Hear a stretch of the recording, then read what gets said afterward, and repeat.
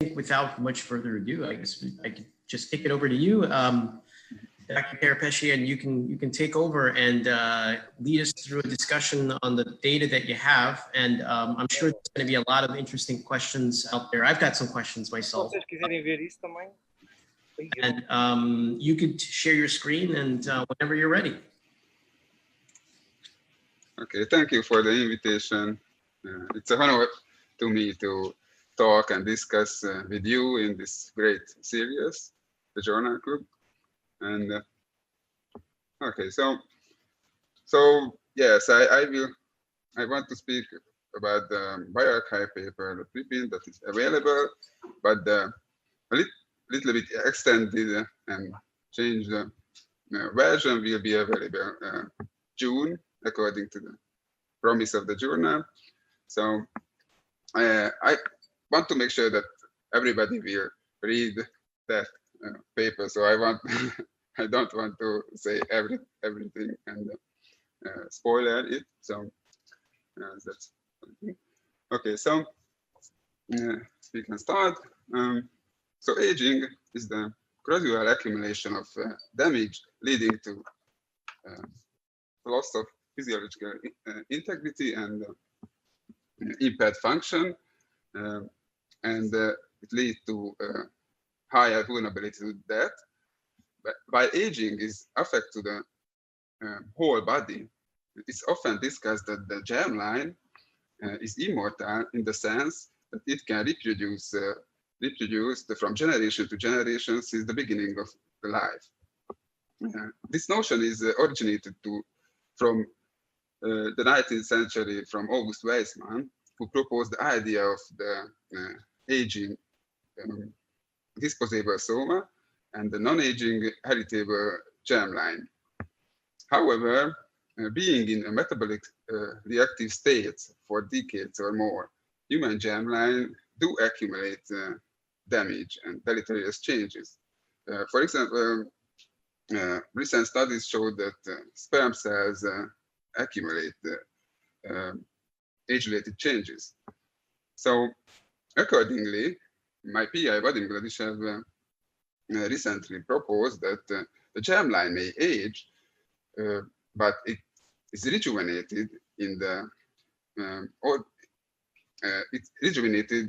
offspring after the conception. And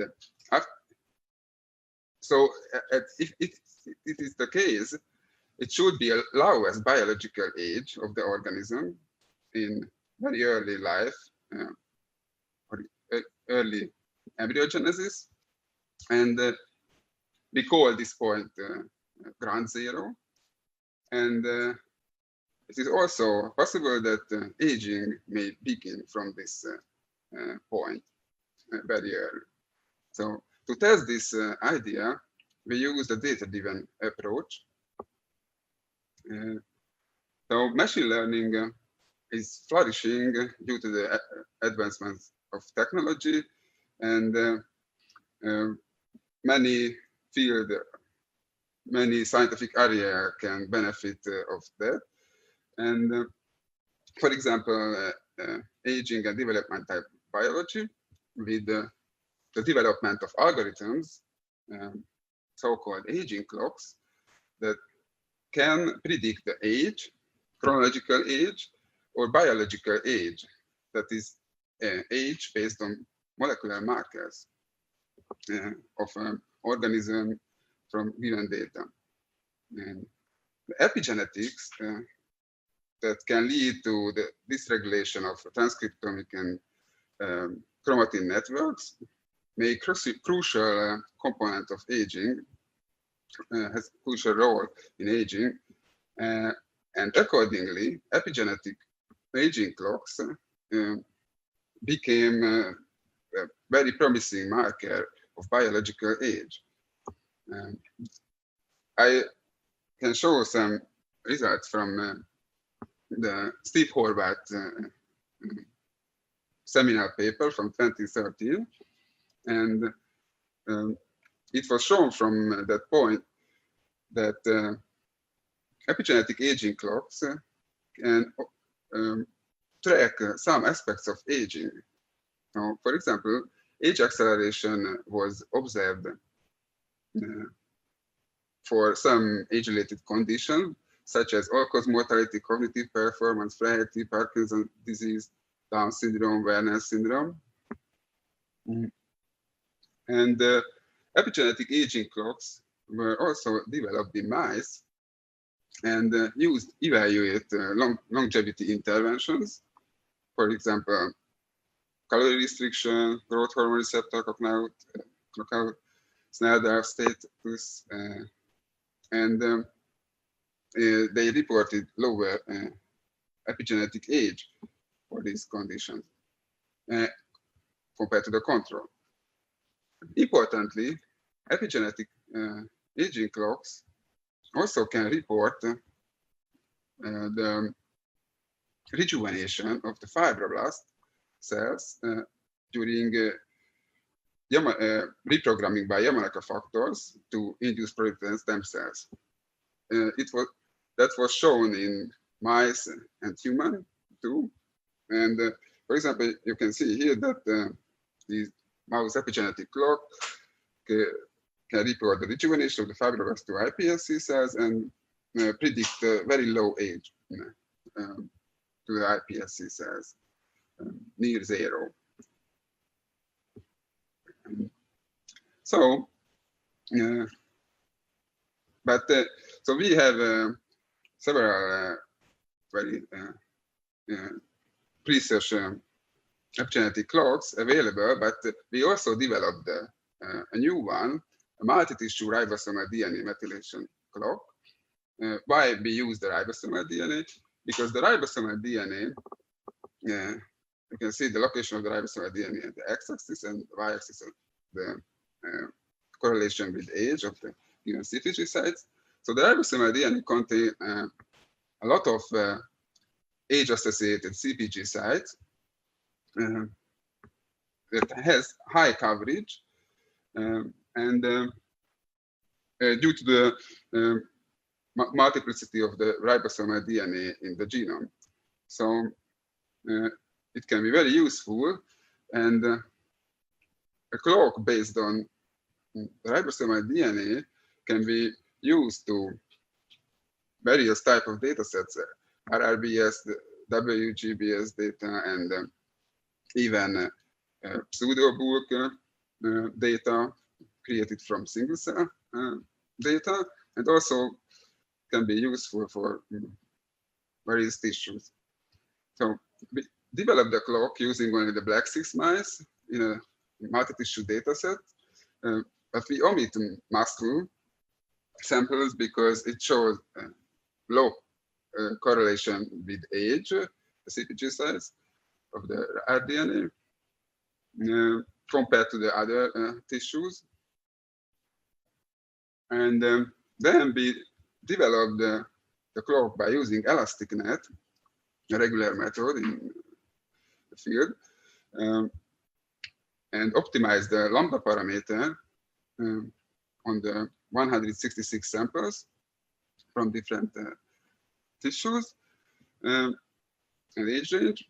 And then we retrained the optimized model in the 80% and tested on the 20% and got accurate age prediction.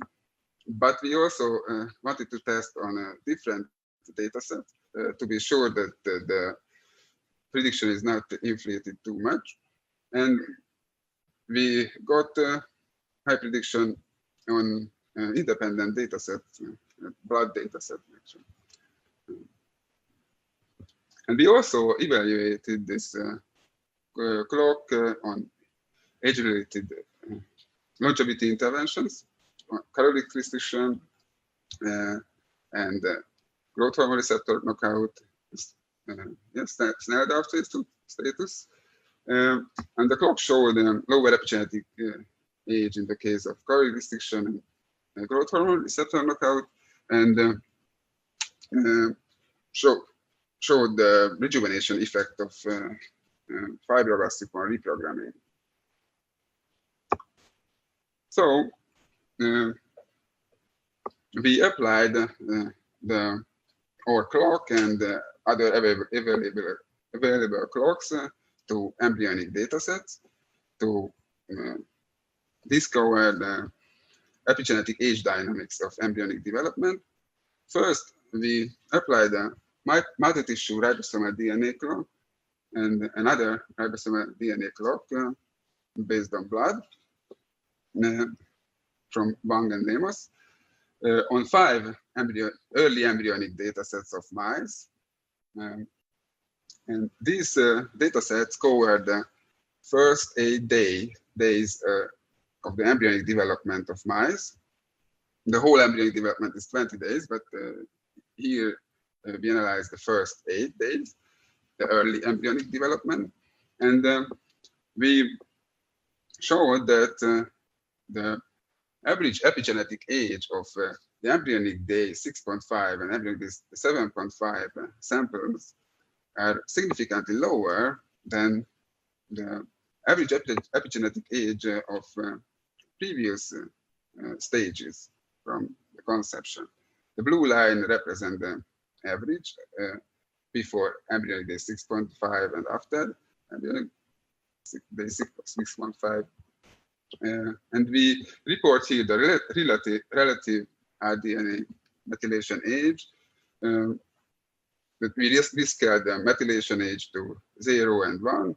0 is the lowest biological age, and 1 is the highest biological age of each data set.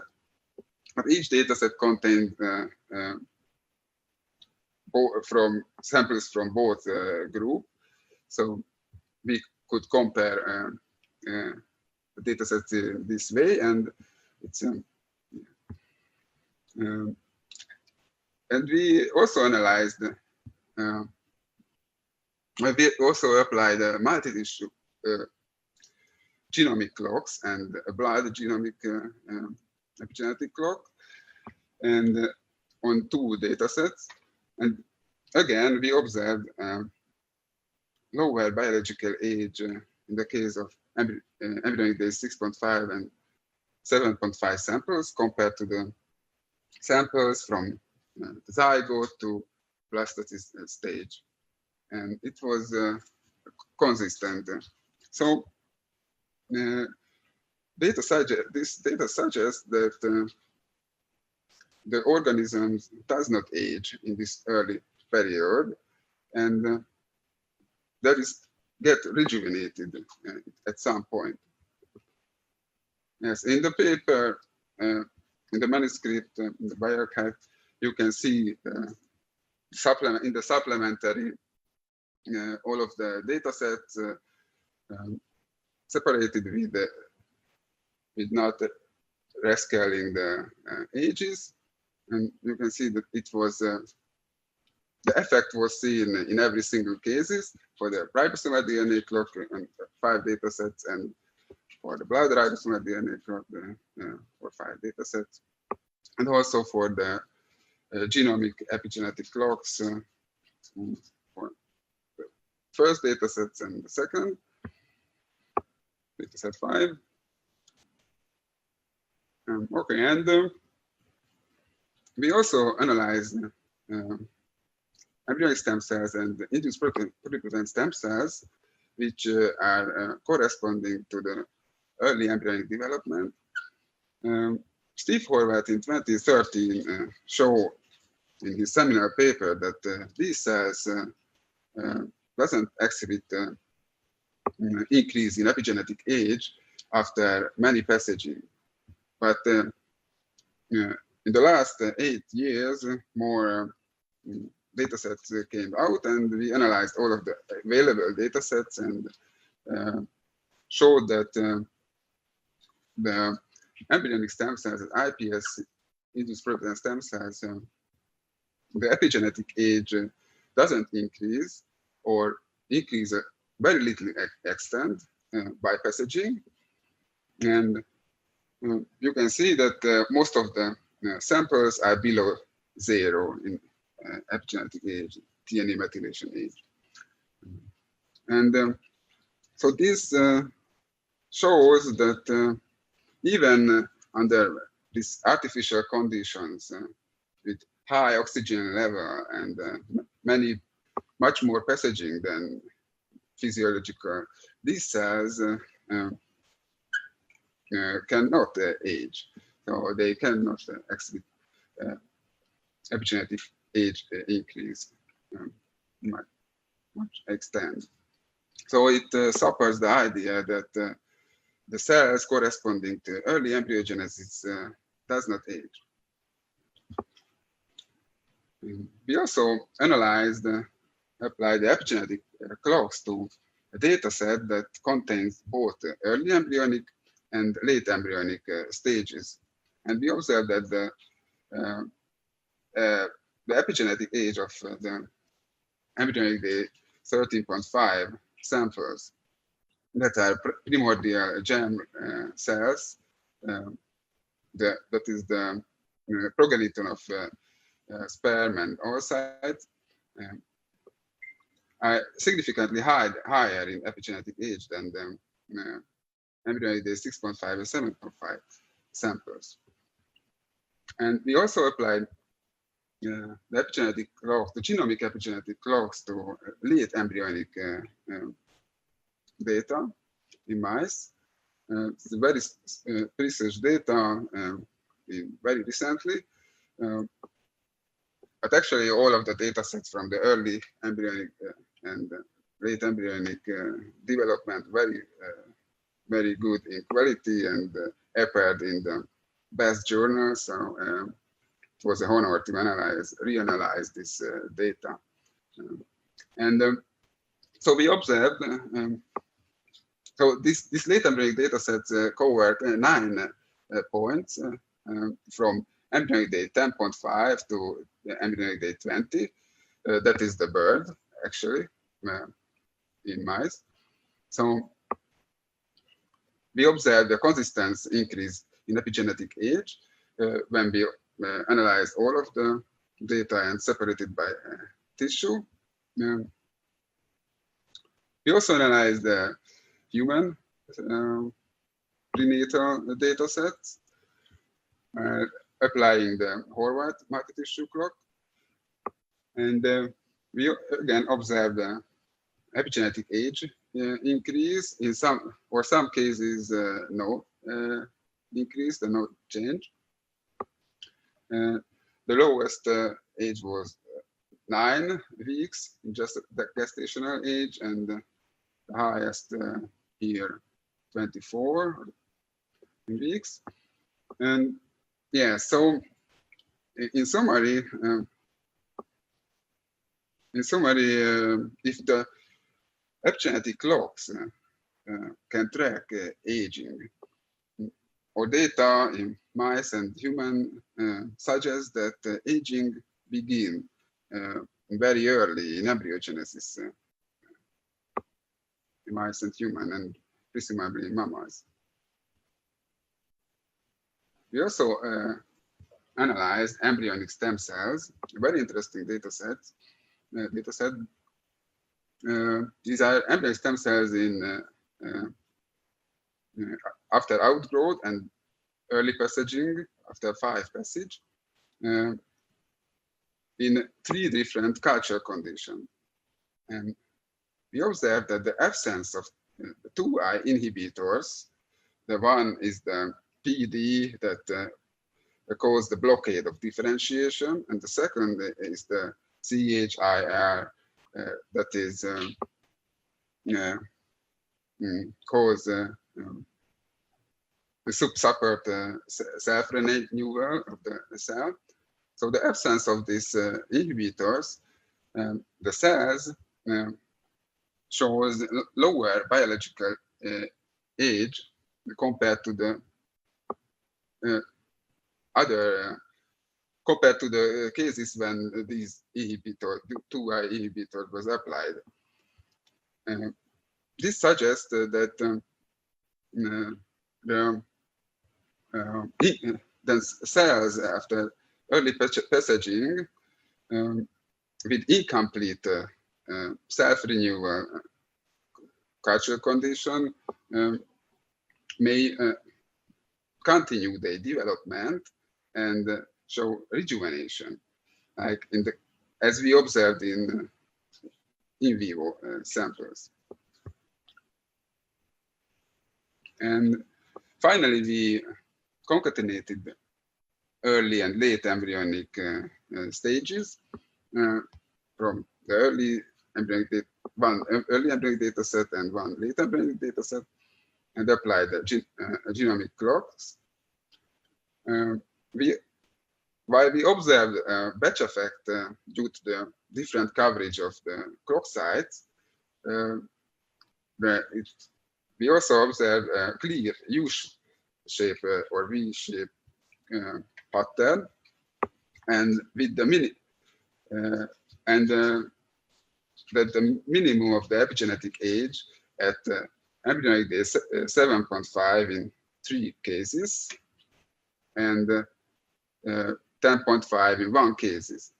So this suggests that the lowest biological age in mice and ground zero should between embryonic day 4.5 and 10.5, and most probably around 7.5. And so thank you for listening, and I would like to thank to my co-authors, my PI Vadim Gladyshev, and people from in the lab who helped me this work with discussions. So, that's it. Thank you, Chad. So I got a ton of questions. I'm sure other folks have questions as well. The data sets that you showed there, so those are all, I mean, those are all, I looked at where the samples were derived from. So those were basically averages. So the methylation clocks were averages of a number of cells. The numbers are varied, but it wasn't you weren't looking at individual cells. You were looking at basically an average of, I don't know how many hundreds or thousands of cells, correct? So I guess my question to you is, do you think when you look at the methylation status and it changes, right? It goes, the aging clock reaches a certain minima after, I forget how many days it is, during prenatal embryonic development, and then it starts to rise again. So it's very interesting that aging in that respect in a multicellular organism begins prenatally, and you've got this minima. Do you think that the methylation clock is the same for every cell? So, is it basically going, do you think they're all, do you think it's going down, like if it's going down to a minima, the minima is going across the board, or do you think, the methylation clock is still very, still very variable in that you have, still extremely young cells even during the aging process, but you have a higher proportion of very old or aged cells, when you compare it to the methylation clock? Or do you think the methylation status is more or less homogeneous throughout every individual cell? Mm-hmm.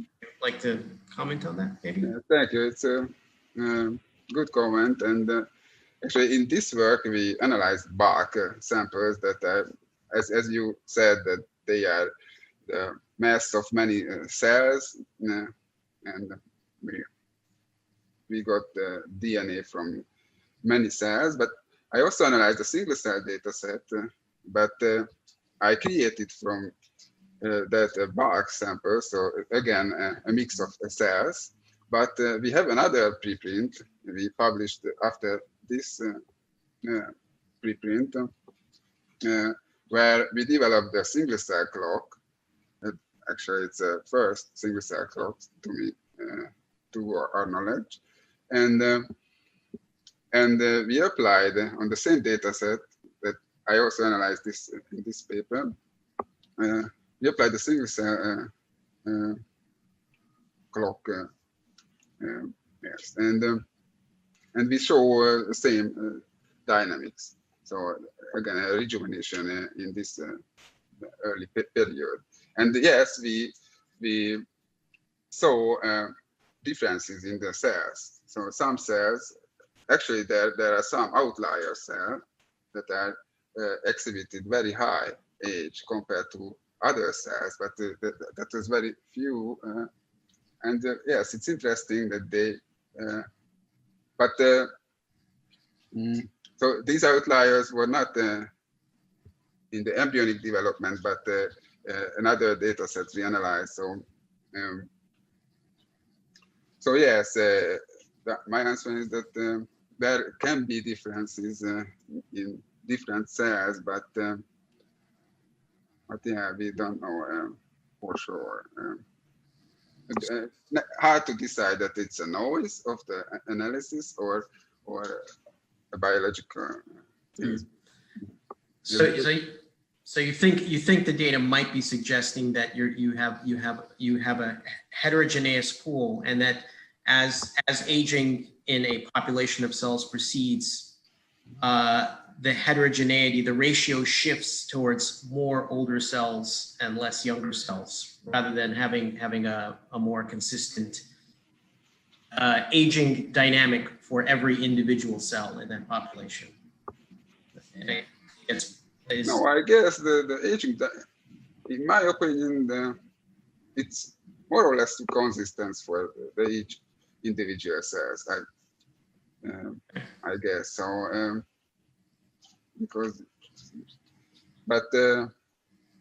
Yes, it can be differences, but again, it's another preprint, so I can prepare for that. But yes, it's an interesting question. You can check it.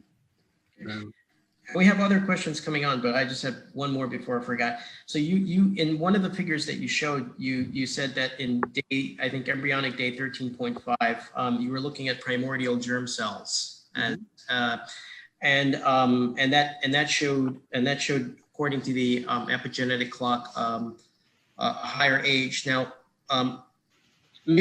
I don't really know much, so I just did a little bit of digging in some review papers. Now, is it correct that for primordial germ cells, the epigenetic changes happen in a different pattern compared to the somatic cells? So the methylation status goes in a different direction, or is that correct? If I remember correctly, yes. So the primordial germ cells exhibit unique pattern. If you consider the average global methylation levels comparing to other cells, yes, they have, if I remember correctly, very low global methylation level compared to other cells. So this is late embryonic development. Yes. And they start to migrate. It's very interesting. Sorry, that the primordial germ cells can start to migrate from the epiblast at embryonic day 7.5, 6.5, and that is the most probable point of ground zero. And yes, it would be interesting to investigate the connection between this migration. I thought you might have been thinking that. So yeah, my understanding of embryology is that if you're thinking about the Weissman barrier and where like the soma diverges in the germline, it's the primordial germ cells diverging away from the epiblasts at like day 6 or 7-ish. So when you were speculating about when exactly the ground zero is, you'd kind of expect that might be like the most interesting time to have it, like right when the germline becomes its own thing. That's kind of when you'd want, like speculatively want the least amount of aging associated, well, anything really. So the timing is very suspicious if you're thinking about like a primordial germ cell differentiation. Yeah, and I'm wondering if you this is kind of going a little bit further out from not just aging, but in general, at least for humans, I don't know if they looked at what ages this particular happens in mice, but I know miscarriage rates are sky high during the first trimester of pregnancy. In fact, during the first trimester of pregnancy, most pregnancies terminate in miscarriages rather than go to full term. That's the norm, and most of that happens during the first 5 weeks. And I'm just wondering if there's a correlation between, because you hit a minima, at least for your embryonic mice, you hit a certain minima several days, right? I forget what you had, between like about a week, right, after fertilization, right? So I'm just wondering if the miscarriage rate can be correlated to the epigenetic status, to the embryonic development, certain cells not basically, or embryos basically not being able to fully reset, so to speak. And I don't know if you considered that. Yeah, it's an interesting possibility, and probably yes, it is the case that if the embryo cannot reach properly this ground zero, it may exhibit defects and maybe will not survive. And the other interesting possibility that I forgot to mention in my talk, the targeting of this ground zero. So we may target it somehow. That I mean to reach a lower biological age than the normal, and if organisms start from a lower biological age, it may live longer. It's similar to the paper that the idea is similar to the paper that you discussed in this journal previously from the Blasco lab, but the interpretation is different than the paper actually. That in that paper, embryonic stem cells was passaging in early passages, and they exhibited higher, longer telomeres by this passaging, and mice raised from these embryonic stem cells lived longer and showed less vulnerability to diseases. So this is a little bit similar to our data when we analyzed the embryonic stem cells after low passaging, and we observed rejuvenation after early passaging. So yes, it would be a very fascinating idea to target somehow this ground zero, and yes, and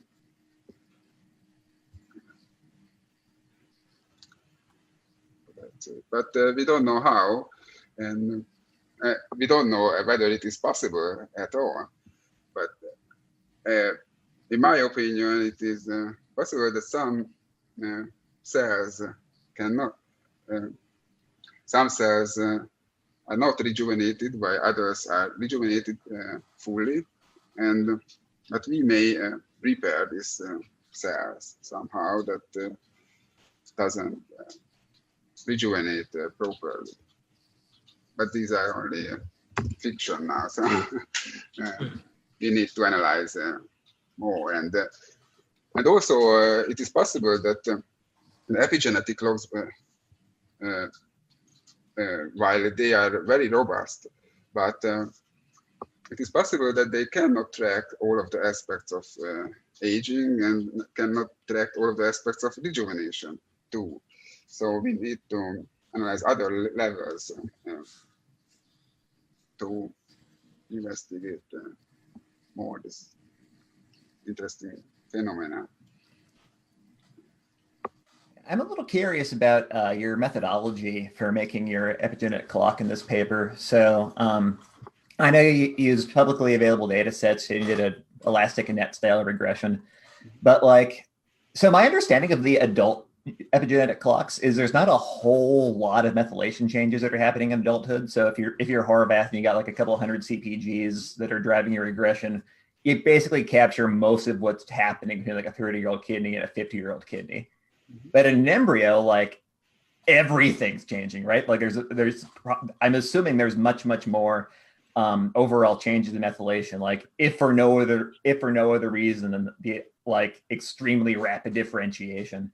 So like, was that an obstacle when setting up your regression? Like, I'm assuming that you're capturing like a smaller percentage of the variance in like total methylation changes in the embryo. You still get a really solid regression, but it seems like it would be a much harder challenge in the context of an embryo than in the context of an adult. So yeah, how did you handle that? Yeah, so yes, you're right. So the epigenetic changes are much higher in extent than in embryonic development compared to the to after birth. And but the epigenetic clocks that we applied was developed using samples after birth. So the early young stages and adult stages, but after birth. And the point is,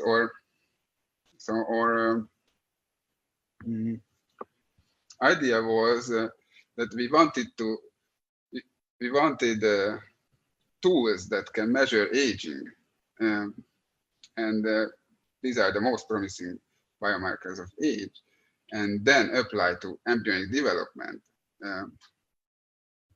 and see that what happens, what will be the dynamics. And we suppose that the parental, the aged old cells from the parents will rejuvenate somehow, and yes, that was the case. But it was a surprise because first we believed that the lowest biological age should be at the blastocyst at embryonic day 3.5, because that is the most pluripotent stage, or more pluripotent than the epiblast stage. But the case was different. So the lowest biological age is later, a little bit at that. Or we don't know for sure, actually. So it can be everywhere from embryonic day 4.5 and 10.5, but most probably it's around gastulation or before gastulation, I guess. So yes, and the epigenetic clocks use only several hundred CPG sites in general, or so. Yes, but we was wondering how these the size that changes with age and are useful to predict age very accurately in later life, how these size change and how clock predicts age. So we didn't develop the clock using embryonic samples, but it would be another thing. But probably it doesn't make sense for the early embryonic development, but it makes sense to the later embryonic development when oogenesis occur. But who knows? So it's interesting possibility. Yeah, it's pretty cool that it just worked anyway. Yes. Yes. One last and also, question, if I may. Go ahead. Sorry. Oh, this is just regarding this topic. So it's yeah. So we can see very big waves in early embryogenesis in the global methylation. So first global demethylation from zygote to E 3.5 in mice, the breastfeeding stage, and then again big remethylation, so methylation increase wave from E 3.5 to 7.5 or 8.5, but after birth we can observe a very little change in global methylation, very little decrease, but this decrease is not enough. So the global methylation levels are not enough to predict age accurately. So that is why we need epigenetic clocks that based on not the global methylation level values, but distinct age-related CPG sites. That's an interesting thing. So the phenomenon cannot explain by just the global methylation changes. So I'm wondering about other aging-associated changes that might be coincident with this ground zero thing. Like, I remember the Kenyan lab published a few years ago this worm paper where they kind of had something analogous to a ground zero, but for protein oxidation, where they were claiming that, like, shortly after fertilization in C. elegans, you have this period where the total amount of carbonylation like drops to zero or near zero. And they claim like, oh, it's upregulation of the lysosome and some other plausible answers. I don't know if anyone's ever looked at that in a mammal, but it'd be kind of interesting if there's something analogous happening in mammalian embryology, or if you're like looking at protein damage, such as carbonylation, does that also like go to a minimum at about the same time that epigenetic clocks also go to a minimum? I don't know if anyone is thinking about that, but it seems it'd be interesting if all that happened at the same time. Yes, it's a good point. I don't know that paper, but Vadim maybe. Yeah, But we also found another paper, interestingly. So reviewer pointed on that, who mentioned a similar idea. But it was, this paper was a little bit hidden. But yeah, so other people may thinking on it. And also a lot of changes occur in this period where we observed this rejuvenation events. For example, telomere extension and the chromosome X inactivation, and the maternal gene products go to the embryo gene products. So this is a transfer, and yes, so a lot of things happens, and probably we can measure more things, not only the epigenetic age dynamics, and it would be nice if a lot of changes that we can bind, link to aging or rejuvenation, to pinpoint on the same time. That would be the ground zero. Yes. But there's a lot of exciting work that we can do, I guess.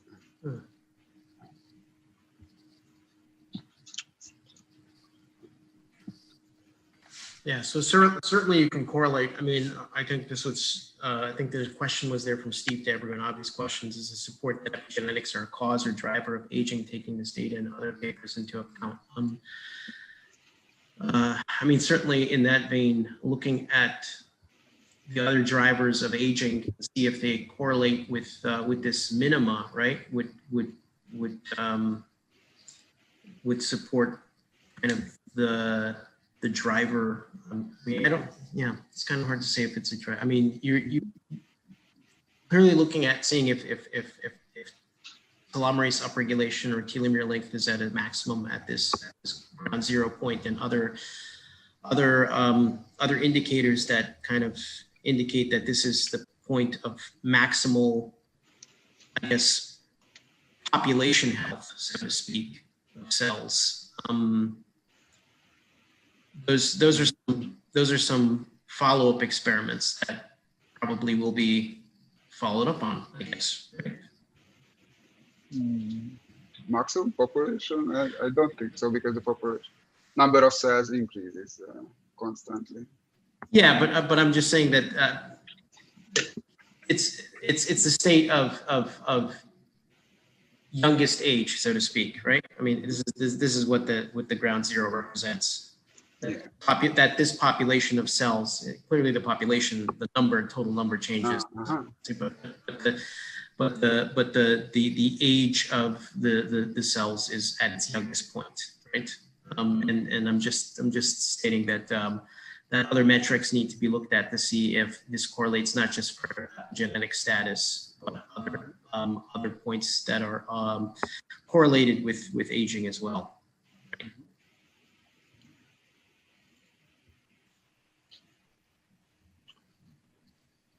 Yes. All right. So do we have any other questions coming in through the chats?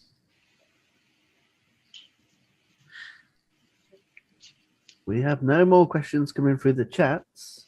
Well, I'm really intrigued that this low point happens, at embryogenesis. I mean, you kind of think that it happens during fertilization, right? That the whole resetting of the epigenome is kind of hits everything, hits a low point right there.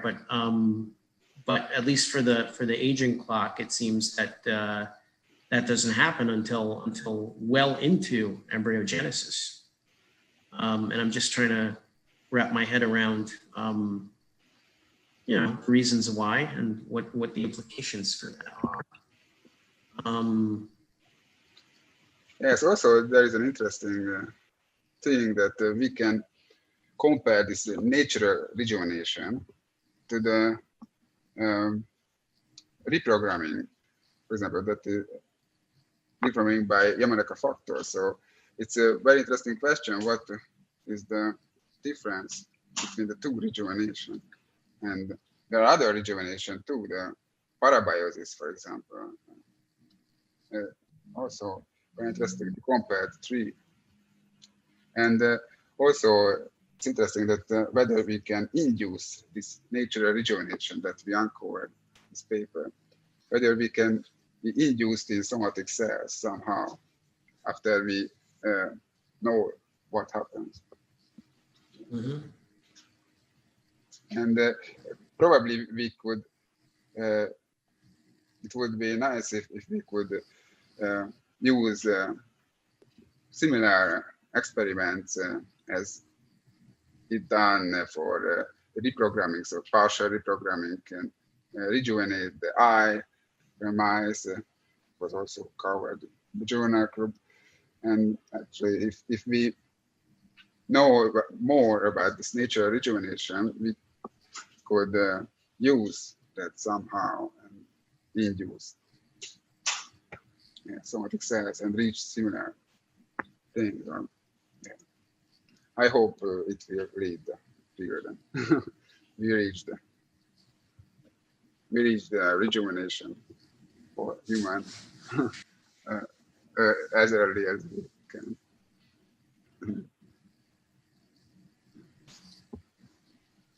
Would be nice.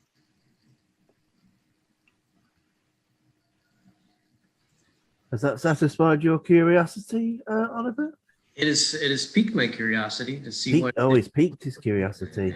Well, yeah. I mean, it's a key finding. It's a very key finding that the methylation clock hits a minima, well into embryogenesis, and then starts to rise again. I still have a lot of more questions about differing aging rates amongst the embryo, because you're looking at a population of cells. So kind of the heterogeneity of aging that's taking place in these cells. I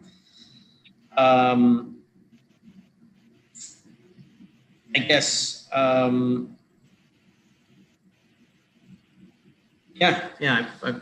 There's a number of questions. I mean, I think, you know, that's definitely, it's definitely a key fundamental, so I congratulate you on, you know, on that discovery, because that's, you know, these are some key things that, you know, that really fit, are major pieces of the puzzle that, you know, come into play, certainly with regards to mammalian and metazoan aging. So it'd be intriguing to see this applied evolutionarily to other multicellular organisms out there. I don't know how doable it is to do this in Drosophila and other model organisms, but certainly you've done this in mice and human, you know, to see, you know, to basically gauge how evolutionarily conserved these mechanisms are. Because I think they will be fundamentally very evolutionarily conserved. And I think, you know, my 2 cents is that any longevity mechanisms that really play a core role in maintaining longevity and aging will be, you know, evolutionarily conserved across the board. And those are the key ones that we should be looking at. So it's not just for an academic exercise that I'm interested in what happens in Drosophila and a whole bunch of platypuses and other organisms, but you know, this shouldn't be, you know, if it's something kind of unique to humans, then it might not be so interesting. If it's something evolutionarily across the board, then it's a powerful driver for longevity, and that's something that that we should be looking at. So certainly, you know, looking at both mice and humans contributes greatly to this, and I think, you know, there's something very telling in this mechanism here, that it happens so many days into embryogenesis, and that the minima was not reached in during fertilization, but happens a bit later. So I think that's there's a key process taking place there that probably relies on cell division. It might be, and I'm just spitballing stuff out here. It might, you know, it might be this asymmetric segregation of damaged factors that's taking place, because certainly during early embryogenesis, during cleavage, you have very rapid, during this phase of embryogenesis, you have very rapid division taking place, and very little growth. So yeah, that's kind of the direction where my mind is incubating thoughts as to what might be happening, and some of the damage might be shifting, shifting away from primordial germ cells and other cells. But anyway, John Ferber has his hand raised. Hi, very nice work, Saba and Vadim. Given that aging clocks by definition are a composite of many genes being regulated or deregulated, it might be interesting as a follow-on research project to look at the individual genes that are turned on or turned off during this particular period and try and derive some mechanistic explanation for what is happening at that point. Yes, I agree. Very good idea. Yeah, but it's a little bit hard because there are many genes involved and there are many clocks, but yes, it's definitely interesting. For example, to see the promoters and enhancers of the genes that are involved in the clocks. Yeah. Thank you. Thank you.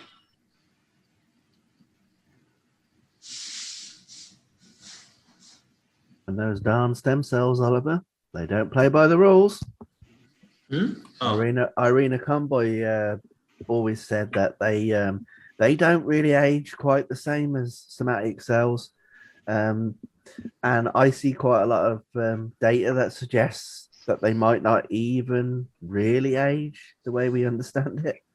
It's crazy. So what's their secret, right?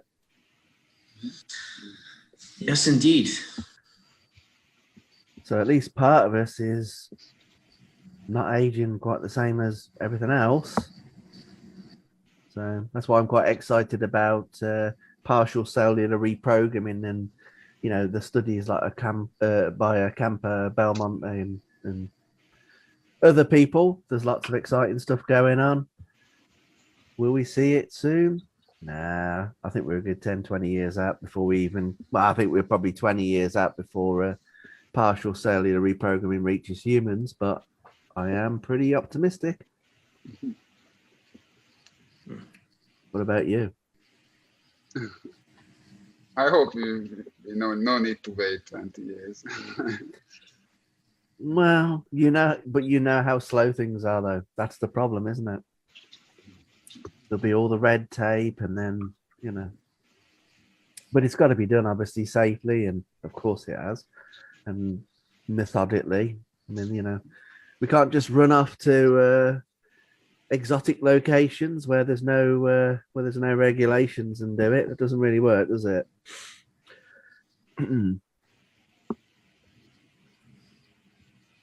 I suppose we could do it at your secret base, Oliver, on the volcano island. Yeah. Scene of the film Moonraker, for those people who were interested. We rented it out to the filmmakers just for that weekend. Doesn't that go back to the first Bond, Dr. No? You can. However, we better not go down that rabbit hole and start talking about which is the best James Bond film. It'll take too long. It will take too long. There's too many variables to take into account,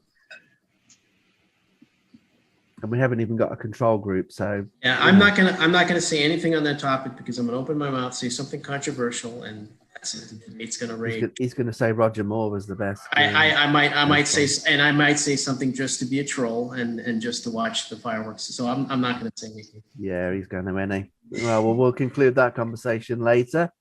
But yeah, fascinating stuff. I thought it was pretty darn interesting. I'm assuming everybody else did. Oliver certainly seems to be quite taken by it. Pete? Yeah, I do. I do love the papers like this. So thank you, Chaba, for presenting this, because this is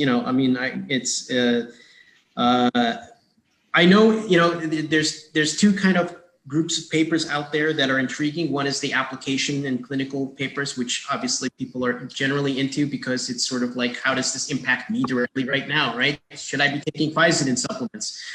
And then there's the more fundamental papers, such as yours, which basically try to get into the shed light on the root mechanisms of aging, and we desperately need that to fill in those gaps, for those clinical papers to have something to stand it on.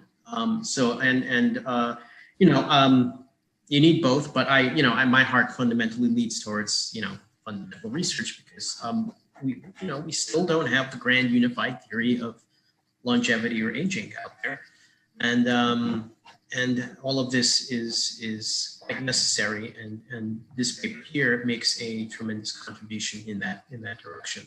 So I don't know exactly why, and probably you don't either. There might be something to do, like Michael, that you mentioned, where you have during that period of time, you do have migration of the primordial germ cells, and I think there's something definitely to that, and during that window. Because obviously the health of the somatic cells is crucial to us, but the health of the germline is crucial to the maintenance of the species, right? So short-term, long-term, life needs both. I think there's something tied in there. This minima that probably has something to do with maintaining the health of the primordial germ cells. Just tossing that out there and piggybacking on what Michael said, and that might have some bearing on why the timing is as it is during this period of time in embryogenesis, and not later or not earlier. So knowing that this does happen in mice and humans, is an important light on the subject, and And you can if that's the case, then you can start developing hypotheses to test that out, which no doubt you probably will. So yeah. So we haven't actually, in this paper at least, we haven't actually seen it happen in humans, right? Like I think the human data got to 10 weeks. So you have like a linear trend where the epigenetic age is going down. But the crazy thing, that local minimum, I don't believe you had specimens that were quite that young for the humans, unless I'm mistaken.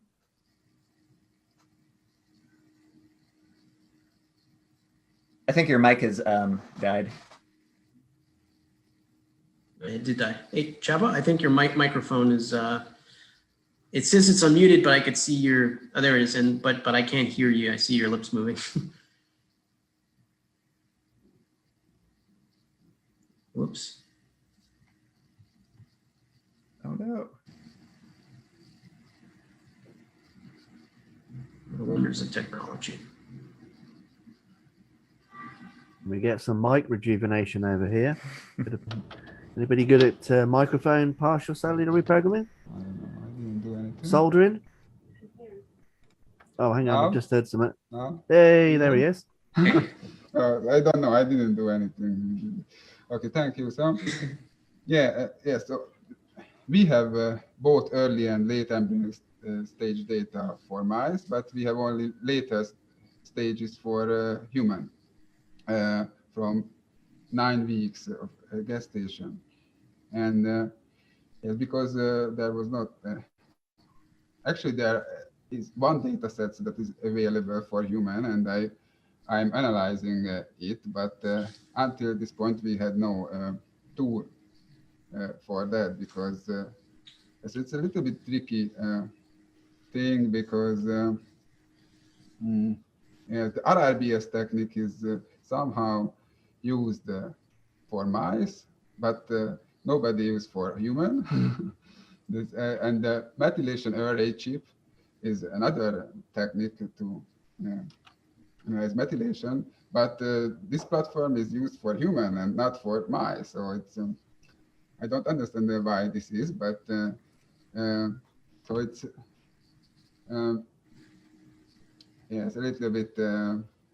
We need to develop new tools because we have human clocks for the microarray, but we have no human clock for the RRBS technique. But we have no data for early embryonic development for the microarray, only for the RRBS. But we need to develop clock for human clock for RRBS.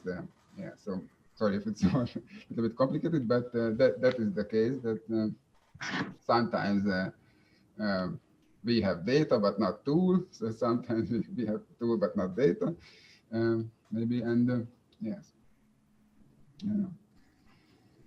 And there is another thing.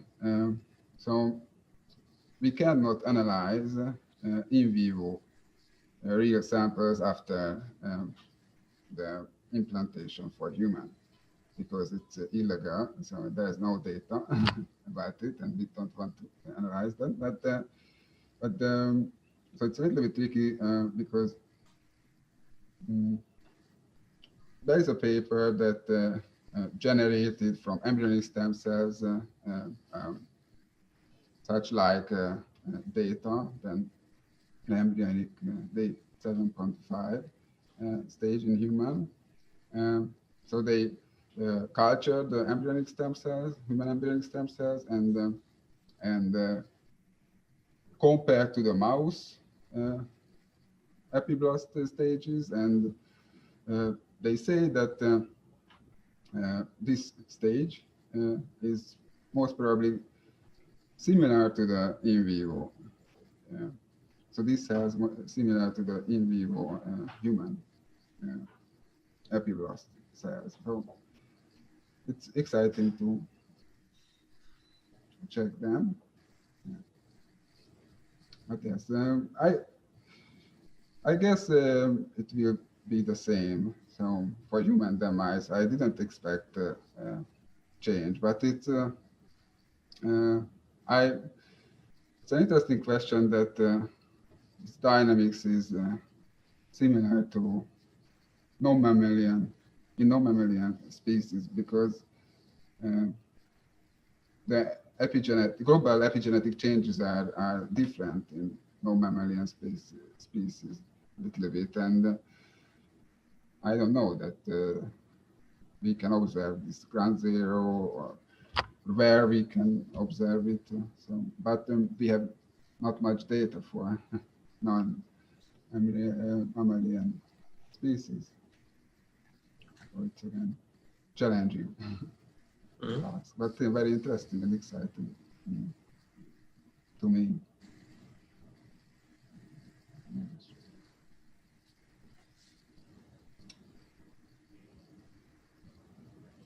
All right. So, any other questions out there? Did we exhaust all the questions? I mean, I'm mulling things over. So, I mean, you know, we should end it at some point. Otherwise, I'm just going to be thinking here, what else should I ask? Because we could stay here for a pretty long time. Yeah. So, no, there's nothing from Facebook. So unless anybody else has any questions, I guess we can wrap up, I suppose. Yeah. Oh, a clapter. That's what that is. Is that right? Oh, no, that's a clap. Clap. Oh, yeah, I meant to say to John earlier, I felt so sorry for him when he had his hand up. There's a thing at the bottom where there's if you see the smiley face on the bottom of the bottom bar there, John, if you click that, the reactions button, there's actually a raised hand icon. I just really wanted to tell you because you look like Sorry. Yeah, you see it, but you can. No, actually, no. It was you typed it. Yeah, I didn't see. Yeah, there it is. Okay. So poor Oliver was talking, and John had his hand up for ages, and I was like, oh. So if only you knew. That's it. Right. So Nate, you can save your hand now. The job next time, John. So all good.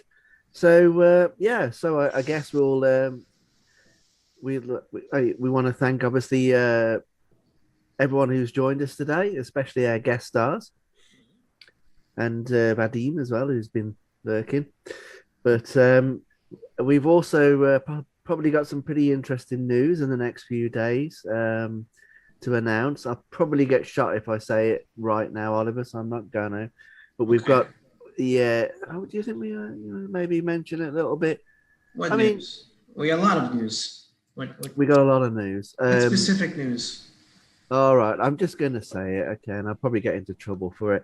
I'm not going to confirm any dates or anything. I'm just going to stay vague. But we should, in the next few days, fingers crossed, we should be announcing our 4th annual conference. I'm going to say it because it's too good an opportunity not to mention it, just to get people's juices flowing, get that salivary amylase going. That's right. That's right. Conference time. It is. It is a virtual one. I'm allowed to say that. It's going to be another virtual one this year, and we've already got some great speakers confirmed. So do keep your eyes on the usual channels, and we have the usual sorts of lovely offers for our lovely lifespan heroes too, as well.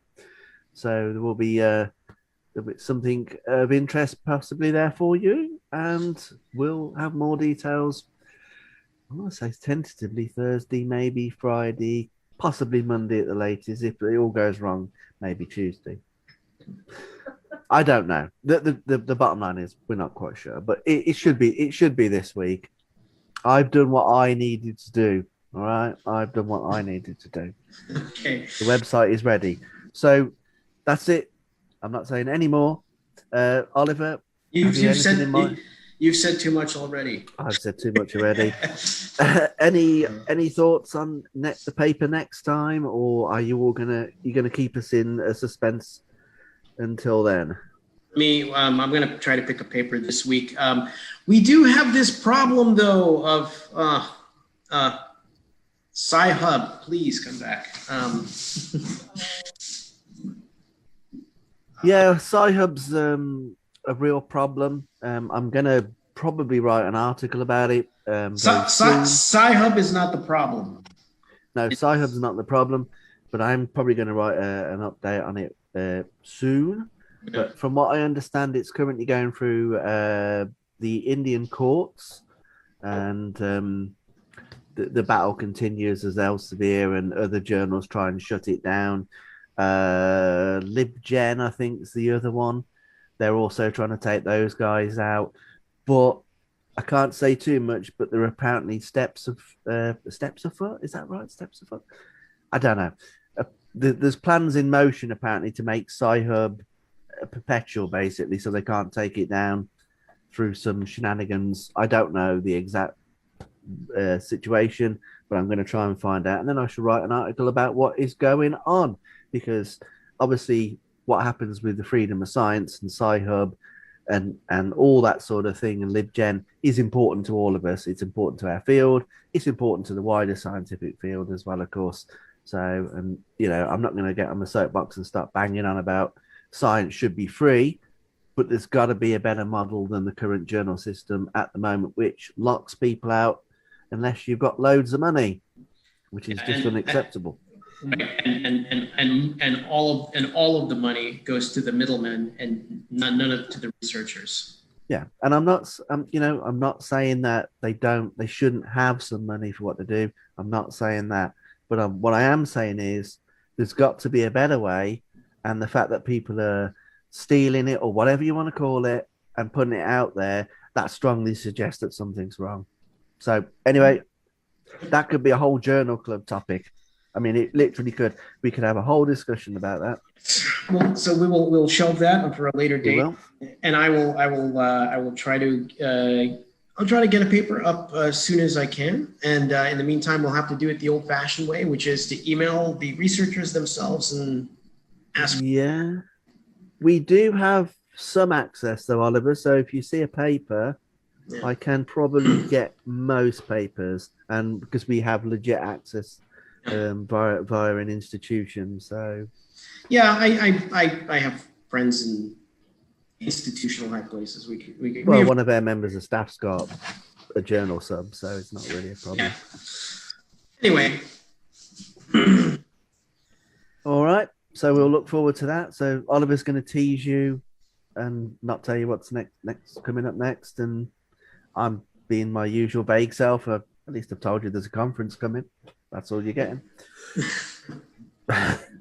So we'll see you all next time, and thank you very much for everybody who came today.